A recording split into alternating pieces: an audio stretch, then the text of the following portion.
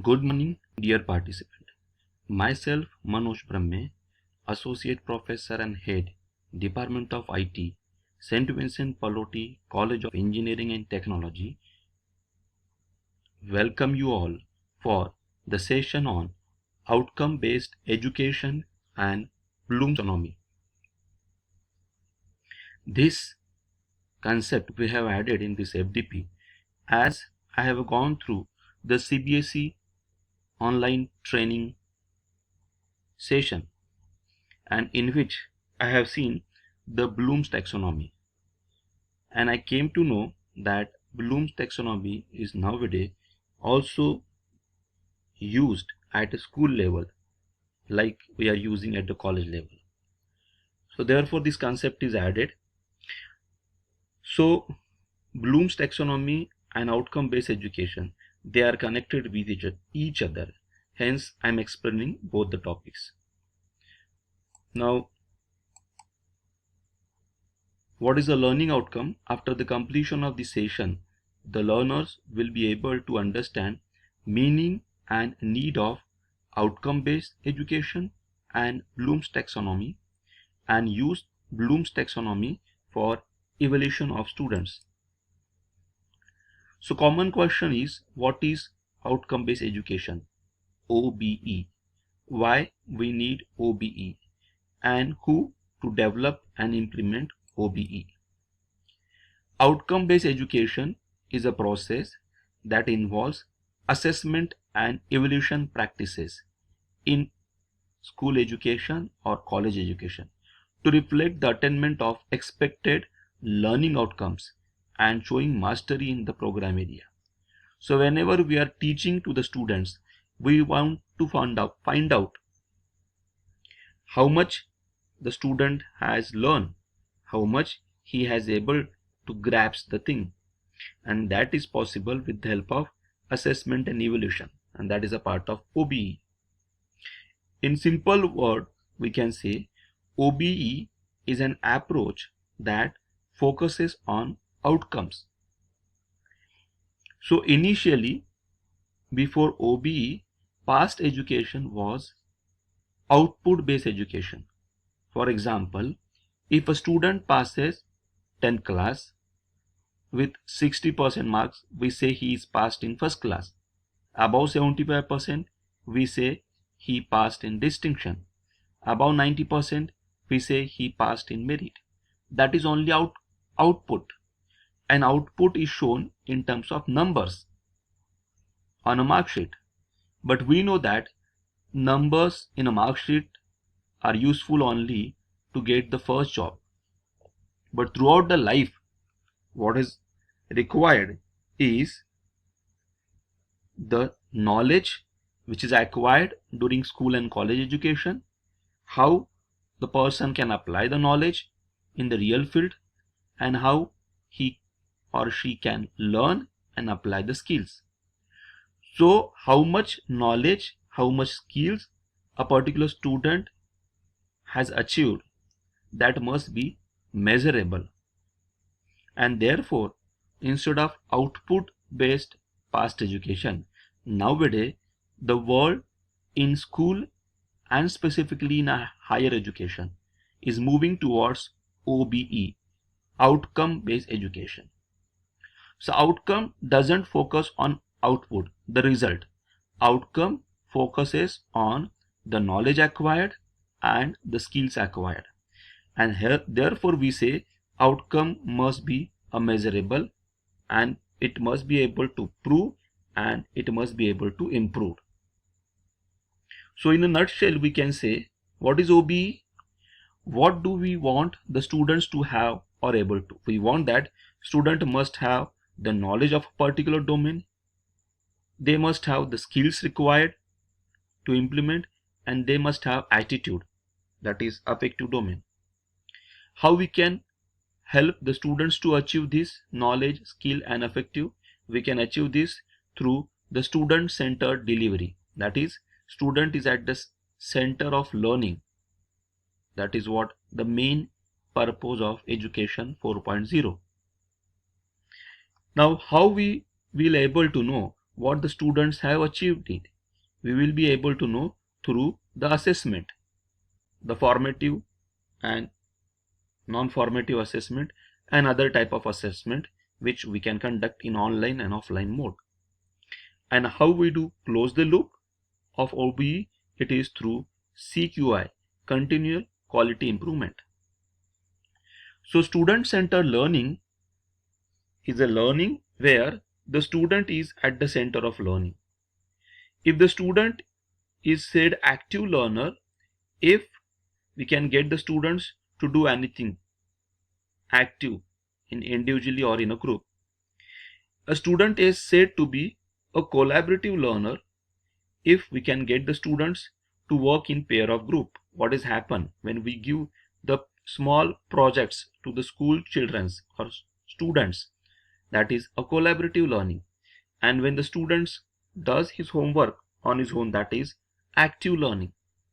Then what is the third part? Cooperative learning, which says getting students to work together in a structured group activity that meets specified criteria. That is the various activities in a school which we are doing, specifically the sports activity. And the last one is called inductive learning, which says we are starting with the problems and then we teach the solution method. So ultimately whole process must be in a CQI manner, continual quality improvement. How it is possible? Initially a teacher has to plan his training session by providing the proper teaching plan. Once the planning is perfect, then only the implementation is possible. So after giving the teaching plan through OBE, a teacher has to implement it during the academic session. And after implementation, teacher has to assess how much my learner, my student, has learned through my teaching skills. And that is possible through assessment. And after that, we will come to know whether we have reached to 100% passing the knowledge to the student or lesser than that. So according to that, we have to take a corrective action, and the whole process follows in a loop. So that is how we can reach to the quality level. So what is OBE? In short, it is an educational process that is focused at achieving certain specified outcomes which are mentioned initially in terms of individual student learning. Students are expected to be able to do more challenging tasks. If the outcomes are not achieved, they are rethought as to ensure there is a continual quality improvement within the education system. So this is a brief information about outcome-based education. Now we will move to the next part, that is Bloom's taxonomy of learning domains. What is Bloom's taxonomy? Bloom's taxonomy was created by the person called Dr. Benjamin Bloom in the year 1956. He was a famous educational psychologist and he has proposed 6 levels of Bloom's taxonomy. So roughly around 50 years back, what Mr. Benjamin Bloom has proposed is still in use and in a better way. He has proposed this to promote higher forms of thinking in education. So Bloom's has studied, if you remember my video on education 4.0, education 1.0, for centuries it was only related to remembering what is taught. Education 2.0 is also similar way. Education 3.0 and 4.0 are focusing more than remembering the fact.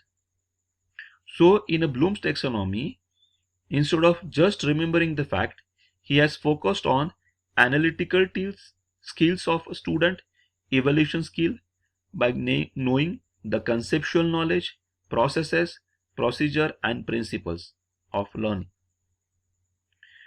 So why we need a Bloom's taxonomy?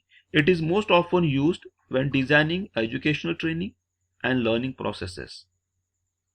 Teaching learning method may have to be integrated to include different delivery methods to complement the traditional lecture method.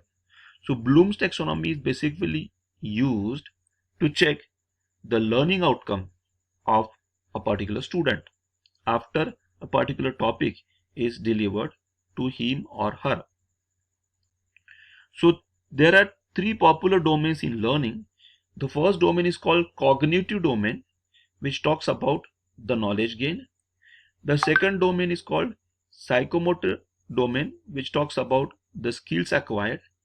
And third domain is called affective domain, which talks about the attitude development of a student.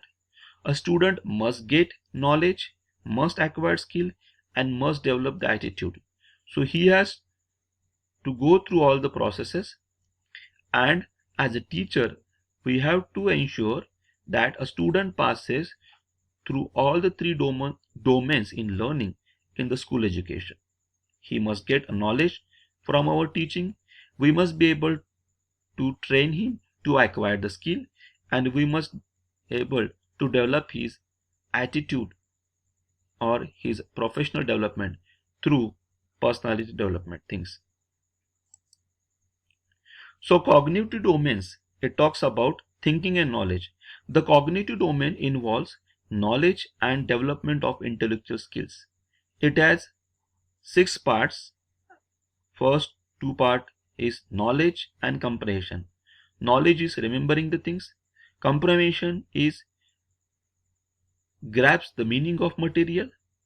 Application is a third level, that is uses learning in a new and concrete situation, how we can apply the things. Analysis, understand both the content and structure of material and analyze the knowledge acquired. Synthesis domain, it is related to formulating new structure from existing knowledge and skill. And evaluation is the last level, which talks about students should be able to judge the value of material for a given purpose. The next one is psychomotor domain, which is related to doing or skill development. The psychomotor domain includes physical movement, coordination, and use of motor skill areas. So there are 7 phases in a psychomotor domain. First 2 are in the lower order skills, perception and set. Next 2 are intermediate state, guided response and mechanism. And next 3 are in the higher order range, that is complete overt response, adaptation and organization. But most important is this cognitive domain, that is knowledge domain, which is to be focused in a Bloom's taxonomy. The third one is affective domain, which talks about feeling and attitude. The affective domain includes the manner in which we deal with the things emotionally, such as feelings, values, appreciation, enthusiasm, motivation and attitude.